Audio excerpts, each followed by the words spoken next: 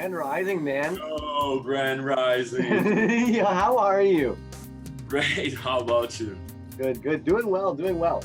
So I know who you are, but of course, for video purposes, who are you? My name is Pedro. I go on Instagram by Pocket Toyco. Pocket Toyco. I'll admit, man, I actually thought that your figures were the slightly smaller versions. And I thought that your Pocket Toyco was actually a play on that. I like to make mostly 3.75-inch figures. And I don't know if that's because I'm a big guy, but I think they're kind of pockets, like, straight off. Also, I think there's kind of a backstory to the whole pocket thing, apart from the 3.75-inch. Like, Pocket was the name I used to use on the streets while like making graffiti stickers. That's the name I used. And when I was little, there's this like joke my family used to have that I always would be carrying around like two figures, maybe two more in the pockets. So that's the lore. A lot of times that I bought something on the street, like when going to somewhere else, like to school or college or something. Yep. And I would buy something and I would have it in my pocket, like anxious to crack open it and play around with it. So I've got a parcel here, man, all the way from Brazil to Canada. I can't That's explain a yellow it. box. Yesterday, when the mail person came and they handed it to me, and you're looking at it and you see Pedro, and right away you're just like, Pocket Toyco! A Pocket Toyco package! And honestly, man, I've got to say, like, I've got to commend you on the way that you kind of brought your stuff out into the market, because I had the impression that you were already slinging toys. I remember somebody shared your feed. I think it might have been Slug Toys shared your feed, and right away I was like, this guy's on to something. I went to your page, and before anybody could snag anything else up, I remember I reached out to you, I wanted some of your pieces, and already even some of them were already gone. Yeah. It was funny, like when I started, I was just posting R2 pics because I have this first mode that was the R2, like a solid one. And I was just messing around with it. I made a little one, I posted it, I gave it to my brother, as I usually do, like when first posts, because they don't really get out that well. But then my friends, like my work friends and my really closest friends were like talking, yo, what's that? That's new. Is there something we can do about it? Like put some stuff in it? Yeah, and I was like, yeah, we'll try. And then I started making like little Gundam hats, because I had this other mode that it was like more of a dump mode. Okay. But I used to get like all these little different colors heads, and I would put them inside. So that's double casting, as I would later find out. And then I would start kind of selling to people like for real cheap, because close friends, so you can't really charge them that much. You feel But that's where the fun started. So I started making like putting, how do you say it? You know, salvia, like little leaves you use to season food, like. Yeah, I was wondering about that. Okay, with the R2s, I noticed you gave them all names. Mhm. But I wonder what was in them? Yeah. Are they like herbs and? Yeah, herb. I mean, so there's one I did like where I put like three different herbs, and I kind of named it after the friend I was gonna give it to, and the herbs. So like there'll be like a little code behind below the custom made. So like I5 R5. So that would be the name of another friend, like because his name is Ivan. So IV. So yeah. I like that, man. I like that. Yeah, kind of a little backstory in the beginning. Also, the ones I posted are like Pocket Toyco R2 units, right? Right. But the first one was like it was R2 782, because I have the Gundam head, and the first Gundam is like Gundam RX 78-2. So I would just take R2 and 78-2, and there we go. I dig it, man. I dig it. I dig it. And then actually, before I get too far ahead, you have the Daruma head that was posted. I do. Yeah. One picture of it. One picture of it. I mean, I can send it to you, but yeah. Yeah. What's the plan with that? What's going on with him?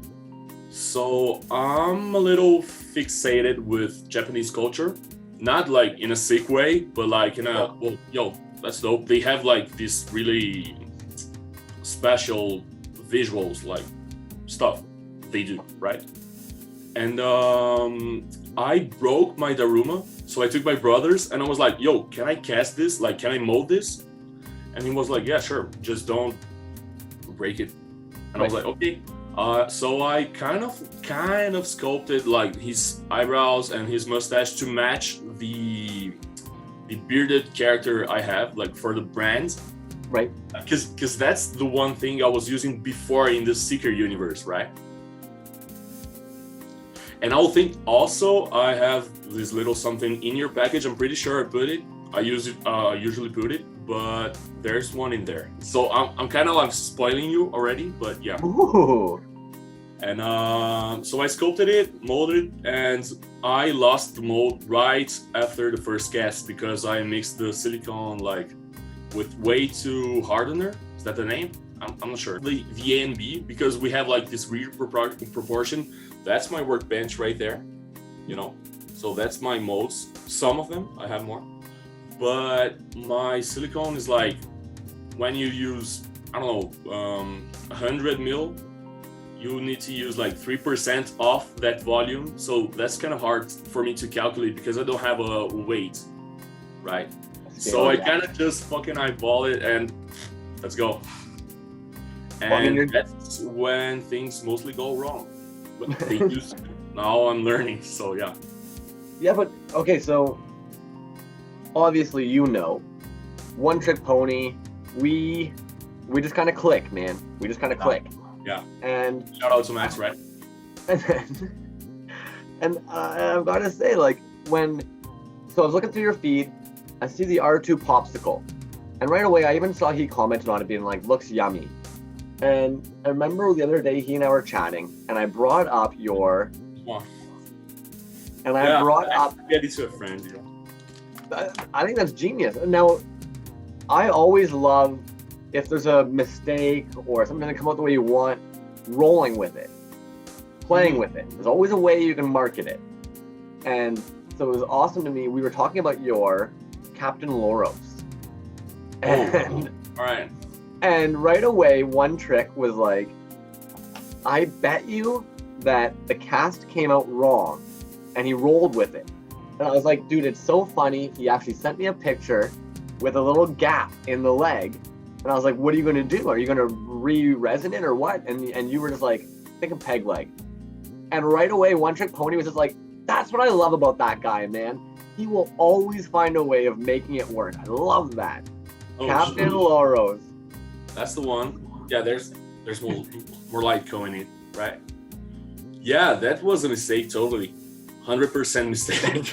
Those are one of those happy mistakes, in my opinion, man.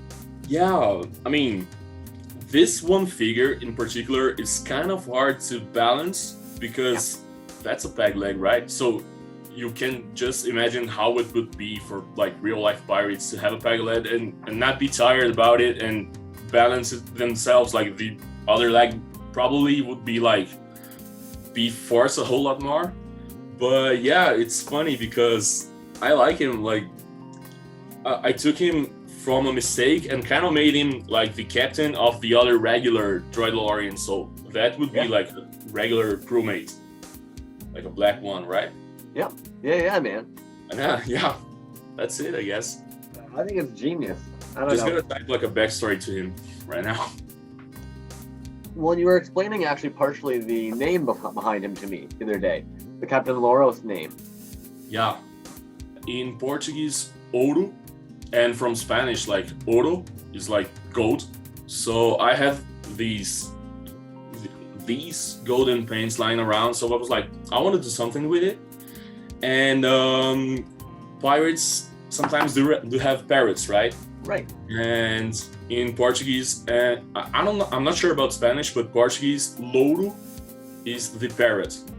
So louro plus ouro, and like in a Latin kind of way, laurels. Like, yeah, that's it.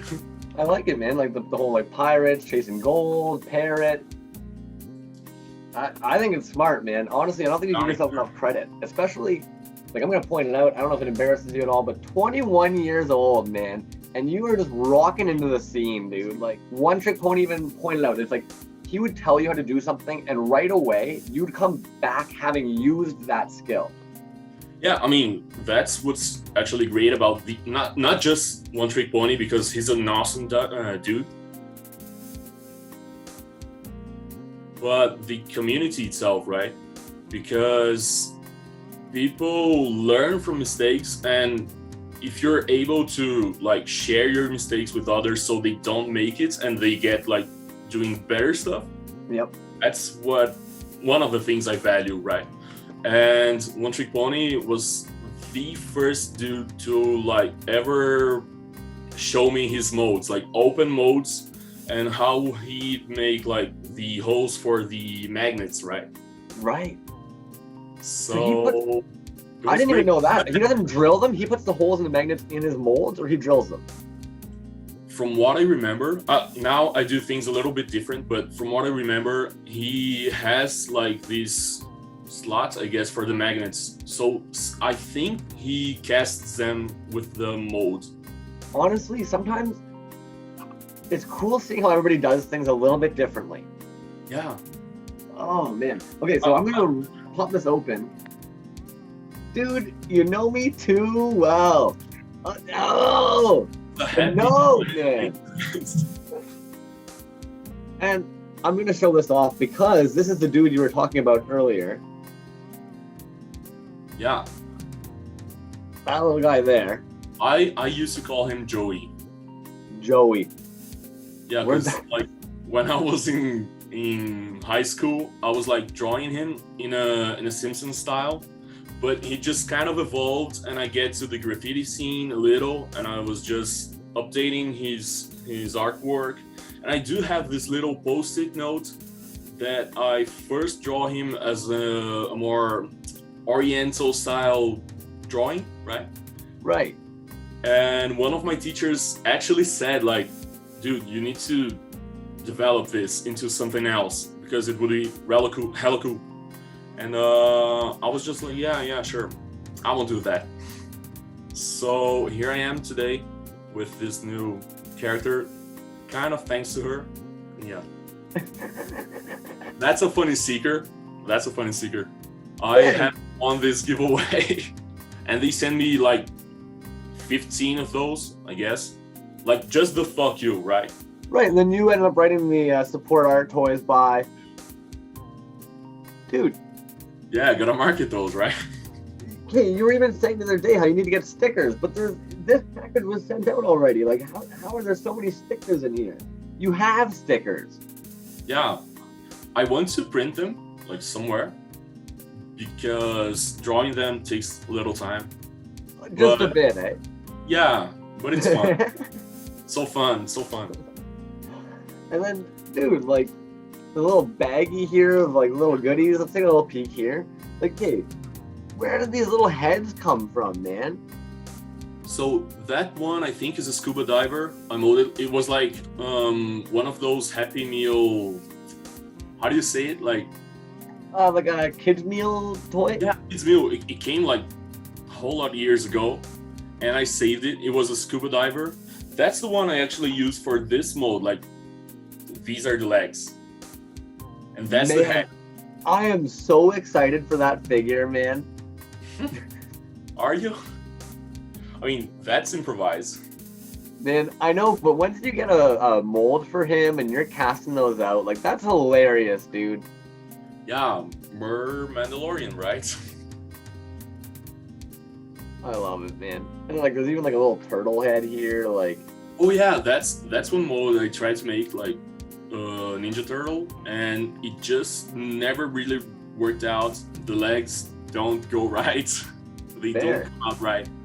But the heads sometimes kind of do, so I save them, cut them, save them.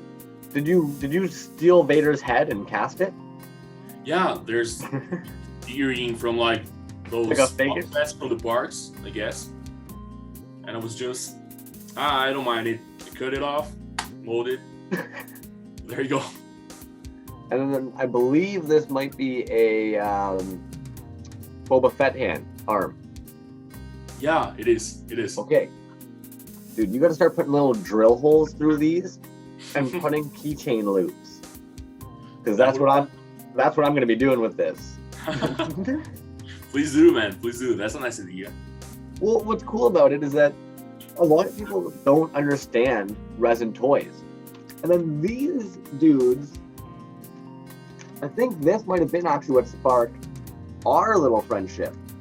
Because admittedly, Magoo was constantly asking, well, he dropped about the crabs. And then you had to ask me about the crabs. Dude, like, these guys are sick. Oh, man. Okay, I gotta give you kudos on this packaging, man. Kudos on the packaging. Yes. Why? Thank you for knowing it right away. I have like 4 friends that just ripped off the packaging and then later on realized, oh, I could have just untaped it. Yep. Love it. Dude, honestly, I've said it so many times. I love touching toys. Even when I saw these, right away I was like, I've got to get it out of there. I need to touch this. I need to see it. Dude, okay. And then please, like, I've seen a blue one of this. Please tell me there's going to be more of these guys coming, man. I need an army of these dudes. I think so. I always wanted to make like a rainbow set. Would be super nice because I have this cosmic backstory. So rainbow, yeah, it's totally plausible to get that, right? Already, well, I think what I dig is you've got 2 different lines you can do, right? Like we've got the solid, and then you've got the translucent. Yeah. And I love the fact that like you can literally have like an army of translucent dudes, and then you can have an army of these dudes, and like you clearly have like the hot color, cool color. So it's like, oh yeah, man, you've got a good idea going with these guys. I definitely can't wait to see more of those guys, man. Like I said, when I saw that blue one the other night, it was right away just like, I love this part, like the attention collector, Pocket Toyco's packs allow you to open and close the bags easily through the bottom. Yeah. I wasn't sure if you was going to find that out like straight off, but it kind of just started putting these warnings so people know. Yeah, well, because, dude, like at the end of the day, like the headers are sharp, man. You've put a lot of work into getting these nice headers on there. And then, but if you want to be able to take out the figure and you want to be able to put it back into the package, and then now these guys seem to be kind of the new line coming out. Yeah, they're coming up. And I'm actually amazed, man, because I didn't realize that you had put the magnet joints in there, man. Did it arrive safely? Oh, dude. He arrived so safely. Everything's good. Like, there's no little pieces, flotsam in there, no plastic resin came loose, nothing. I think I put, like, specially for you, a little blaster, so try not to lose it. Yes. Yeah. Yep. I saw that there, man. I definitely saw that. Eating those, but didn't work out, so I just gotta run without it. So I just put it like thank you gifts, I guess. Frig, man. I really appreciate it, dude. Like, again, I can't tell you enough how impressive it is to me that, like, man, like, I don't know, dude. It's so cool. And I was even saying right off the get-go, like, there's just like a stance to him. He just has such a swagger. Yeah, you all say that, right? Wow, man, he's got such an attitude. Like that leaning back, shoulders are kind of like back, holding the gun. Head even has a bit of like a what? What? Dude, and no pressure pot, right? No pressure pot, yeah. And I think that's like amazing. Like, you look through it. Don't get me wrong, it's handmade. There's always going to be like the little handmade qualities. Yeah. This is rad, man. And again, I'm not meaning to call you out because I actually love this. You roll with the punches, man. Explain what's going on that arm for me. Those are. So, I think I told you before, and I put it in the package, but that's the first prototype for the blue one. Yep. The thing is, the arms didn't quite fill with resin. There was like some spill, and I was like just way too anxious. There's this thing like cracking modes for me is something just as close as Christmas morning, like cracking open a present. Hoping it worked out okay. Yeah, sure. And I was like, I don't really want to wait another day to make this. I want this right now. It is here right now. I want to open it. I like that you rolled the punches, because some people would often they would have not gone with it. But again, I actually dig. It's the most like bootleg thing you can do. When it doesn't work, you modify, you make it work, and like it builds character into it, man. Absolutely. I'd really like you to maybe read the backstory I have for it on the back. I think you read it already, but maybe if you want to do right now, I want to see your reaction, to be honest. For the Droidalorian? Yeah. For the Droidalorian, man? Or maybe the crabs. You choose. Or the crab? Let's do both. So, I mean, for the Droidalorian here, taught in the way of the Mandalore, the Droidalorian is a repurposed protocol droid designed for bounty hunting activity. Facing him is said to be facing death itself. And of course, brought by Pocket Toyco. I love it, man. And it even kind of goes right into the like the Mandalorian lore with the whole multiple imposters of Boba Fett. I'm already like so full of ideas to kind of set my way apart from the main Star Wars universe. They're like an awesome base to start with. There are tons of toys, different eras, but the more people can get away from it while using the pieces, that's what I really do admire. And I do think you're doing it, man. I do definitely think you're doing it, for sure. Right. Like, I think it's sick, man. I think it's sick. And then, of course, the cosmic crab. Near the ends of the universe, cruising through stars, live cosmic crabs, the crustacean guardians.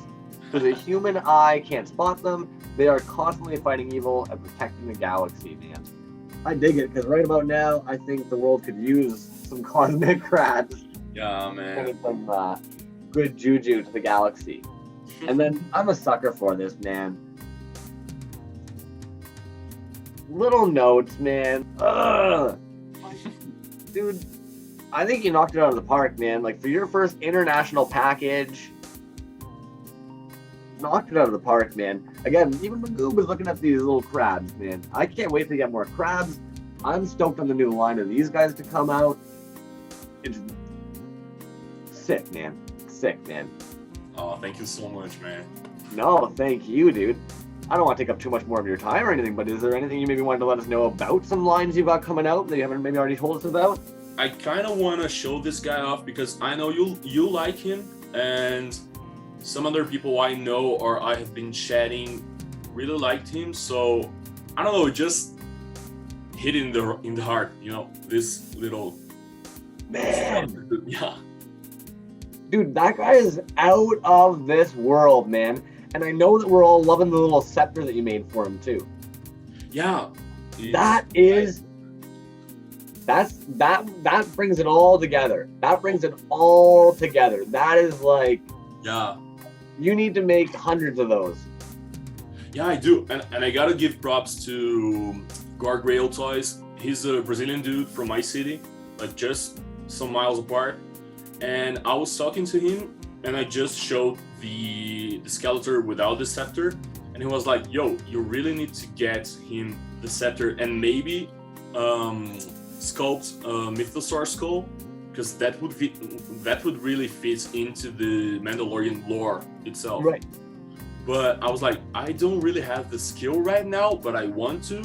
And we got off chatting. He was like, I can model it for you, like 3D model, and then we can 3D print and get it going. More cast. So props to him, Guard Radio Toys. Dude. Yeah. Gotta love it, man. I love how you guys just like, I was even talking to Yako about it. Everybody just adds to the stack. You even kind of mentioned it. They've made their mistakes. Why make you have to make the same mistakes? For sure. Groovy. Well, thanks so much, man. Now, always the awkward exit out. Have a good one. Thank you for inviting me, bro. No, thanks for coming in, man.